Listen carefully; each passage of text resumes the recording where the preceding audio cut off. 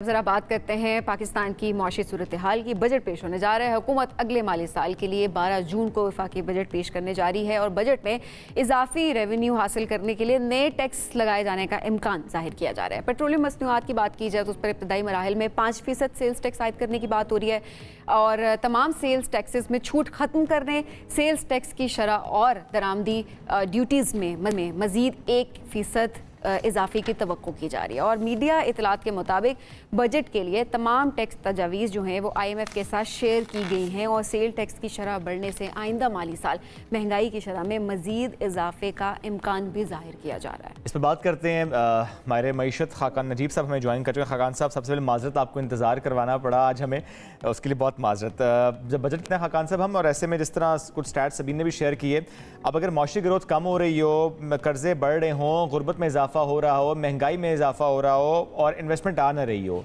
और फिर यही बात हो रही हो कि पाकिस्तान में IMF डिक्टेट करेगा हमारा बजट, क्या एक्सपेक्ट किया जाए? बजट कैसा होगा? जितनी तजवीज़ अब तक सामने आई हैं, जो मामला अब तक आपने देखे होंगे, how do you see this?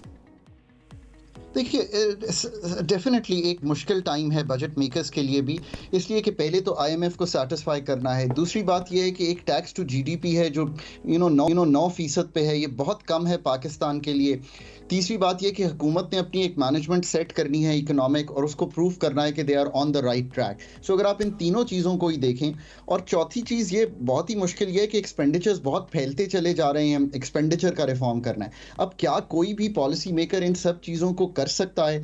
अगर आप टैक्स की मद में ही देखें तो मुश्किल ये है कि ना आप रिटेल पे, ना आप होलसेल पे, ना आप प्रॉपर्टी पे, ना आप एग्रीकल्चर इनकम टैक्स पे टैक्स लगाने के लिए तैयार भी हैं, और ना ही आप में जिसे कहेंगे टेक्निकल नो हाउ है कि कैसे एग्रीकल्चरिस्ट को आप पहले लाएंगे उस चीज़ में कि वो फॉर्मल इकोनॉमी का पार्ट बने। आपके पास 30-32 लाख रिटेलर और होलसेलर है। अभी आप करने गए थे तो मुश्किल से अभी 25-26 हज़ार जो है वो उन्होंने रजिस्ट्रेशन की है।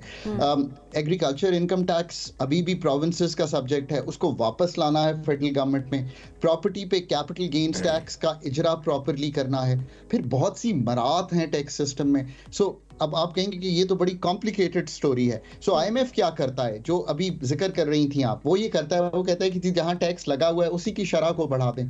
But I think seriously that time for Pakistan is now over on a very very serious note. मेरा नहीं ख्याल कि 60% पिछले 2 साल में इन्फ्लेशन हुई है, 60%। उसके बाद ये कोई भी कहे कि 1% सेल्स टैक्स की शरह बढ़ा दो, मेरा ज़ाती ख्याल है कि IMF कन्विंस हो जाएगा इस बात पे और वो ये नहीं करेगा। पर कुछ चीज़ों पे जो सेल्स टैक्स की रजीम में नहीं है, आई थिंक उन पे सेल्स टैक्स आएगा, उससे थोड़ी सी आपकी जो कीमतें हैं वो बढ़ेंगी ज़रूर, ऐसा ज़रूर होगा।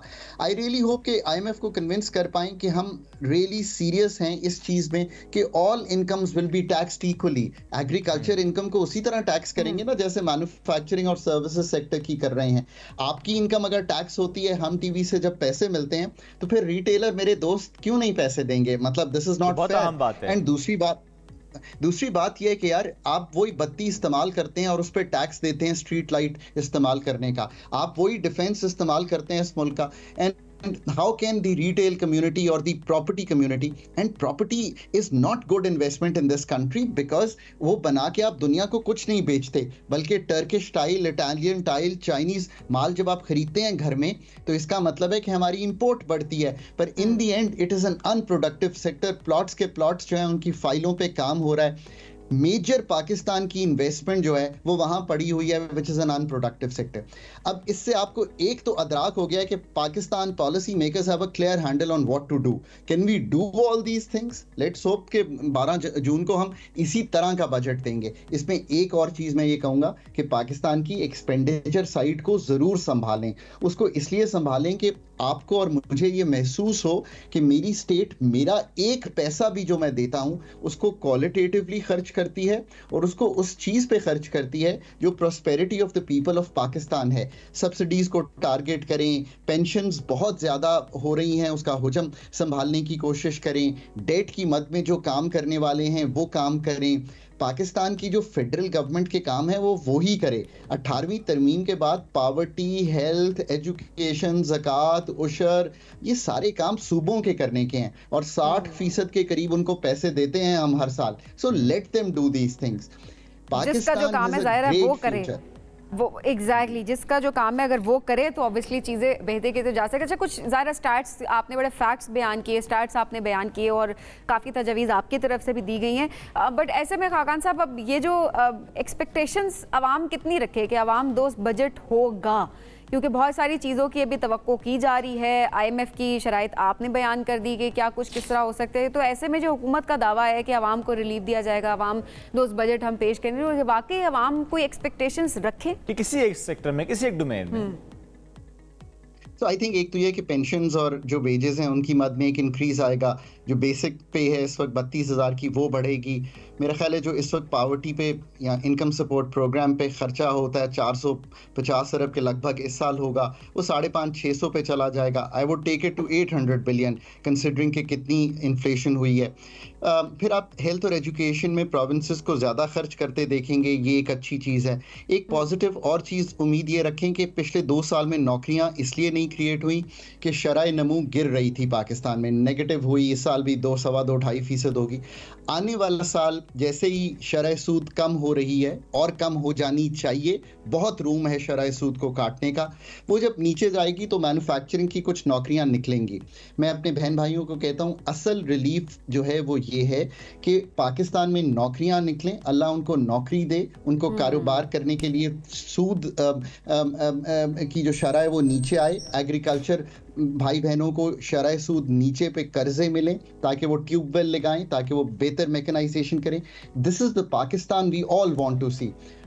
अपॉर्चुनिटी से भरा हुआ पाकिस्तान, हुकूमत अपने खर्चे कम करती हुई दिखाई दे ताकि जो गैप है, इस पर प्लीज कमेंट कीजिएगा खाकान साहब, क्योंकि इससे पहले भी आपने एक्सपेंडिचर एक्सपेंसेस की बात की है। जब भी हम किसी गवर्नमेंट के ऑफिशियल से बात करते हैं, वो चाहे फिर वजीर आजम साहब का बयान हो या चाहे कोई मिनिस्टर या कोई भी, वो कहते हैं जी हम तो तनख्वाह भी नहीं लेते, हम तो प्रोटोकॉल भी नहीं लेते, हम तो ये भी नहीं लेते, हम तो फ्री पेट्रोल भी नहीं लेते, फ्री बिजली भी नहीं लेते, हम तो जो करते हैं खर्च खुद करते हैं। तो ये पे एक्सपेंस हो कहाँ रहा है अगर सब अपनी जेब से कर रहे हैं? ये भी होता है करोड़ों के गाड़ी के टायर चेंज हो रहे होते हैं और प्रोटोकॉल कैसे नहीं होता, सिक्योरिटी और वो सारी चीजें तो सबके सामने वैसे ही होती है, मानते नहीं है। सिर्फ देखिए सबसे बड़ा तो बात यह है कि ये बहुत छोटी चीजें हैं जिनका हम जिक्र कर रहे हैं। असल बात यह कि क्या आपने हुकूमत का जो साइज है, जो हुजम है हुकूमत का, वो कम किया कि नहीं किया? क्या लेयर्स कम की कि नहीं की? So you have to start thinking differently. Pakistan का चूंकि चैलेंज बड़ा है तो रिस्पॉन्स उतना ही बड़ा आना चाहिए ना। ये तो बड़ी आसानी से मतलब गुफ्तगू हो सकती है। The layers in the government, the number of ministries जो अभी भी हम फेडरल गवर्नमेंट में होल्ड कर रहे हैं और 18वीं तरमीम के बाद जिनकी ज़रूरत नहीं है, क्या आप वो तोड़ सकते हैं? मैं हमेशा कहता हूं कि मैं सैलरी के बगैर काम नहीं करना चाहता, because I want to be paid for what I do.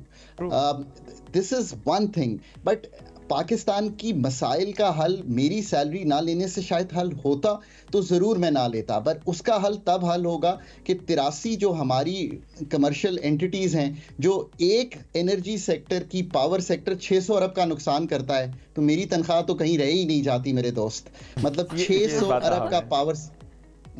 So you have to really understand कि क्या करने की जरूरत है।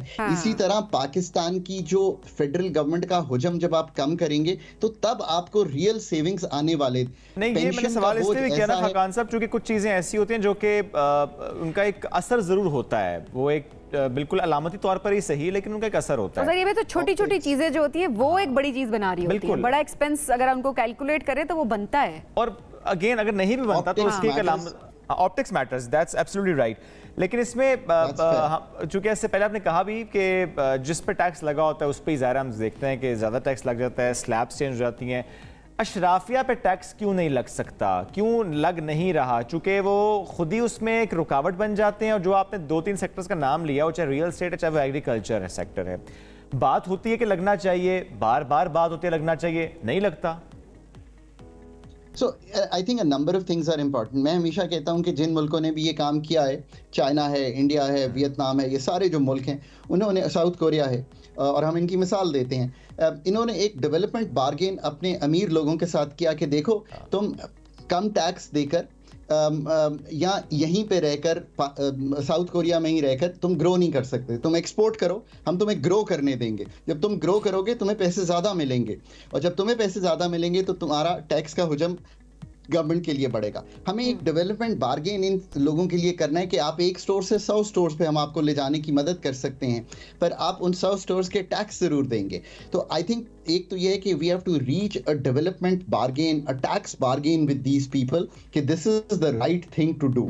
दूसरी बात यह है कि पाकिस्तान में एक ब्यूरोक्रेसी और जो हमारा सिस्टम है उसमें एक इनर्शिया है। हम अभी तक पुश नहीं कर पा रहे वो काम जो हमें पुश करने चाहिए, और उसकी वजह डिज़ाइन इश्यूज भी हैं, इनर्शिया भी है, बहुत ही कैपेसिटी कंस्ट्रेंट्स हैं गवर्नमेंट में, energy policy, tax policy, privatisation policy, इन सब को पाए तकमील तक पहुंचाने के लिए। और आखिरी बात यह है कि एक फियर ऑफ मेकिंग डिसीजंस भी है, बिकॉज लॉ इन्फोर्समेंट एजेंसीज का एक बहुत बड़ा फियर रहता है लोगों में। अगर इन सब चीज़ों को SIFC का एक मैकेनिज्म ओवरकम करने में मदद कर सके, जो आई रियली होप कर रहा है, और ब्यूरोक्रेसी भी गियर अप हो जाए, एक नई पॉलिटिकल गवर्नमेंट एक विजन क्रिएट करे, तो हम फिर चल सकते हैं।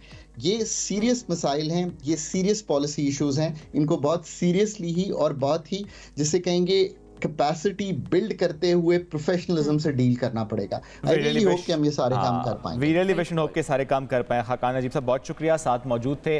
भी आजकल चूंकि बजट पे ज़्यादा बात हो रही है, हम आपको तंग जरूर करते रहेंगे आप, और आप ज़रा हमारा साथ देते हैं, इसके लिए बहुत शुक्रिया। और आपकी तजावीज़ बहुत अहम होती हैं। वी रियली विश कि ऐसी तजावीज़ को सीरियस लिया जाए, और मैं कहता हूँ कि इस बजट को बाकी इसका पोस्टमार्टम इस तरीके से होते रहना चाहिए कि अच्छा तजावीज़ आई हैं, किस तरह की तजावीज़ हैं, क्या होना चाहिए, और अगर कोई राय आ रही है तो गवर्नमेंट को बिकॉज़ एक्सपर्ट्स ही है ना जो राय दे रहे हैं, वो एक्सपर्ट्स हैं, उनको आपको मौका भी देना चाहिए, और एट द सेम टाइम आपकी भी हेल्प हो जाएगी। हर चीज़ में आप हरफन मोला नहीं हो सकते, ऑब्वियसली एक्सपर्ट्स भी बैठे हैं, आपको ऑब्वियसली एक डिस्कशन जनरेट करनी चाहिए।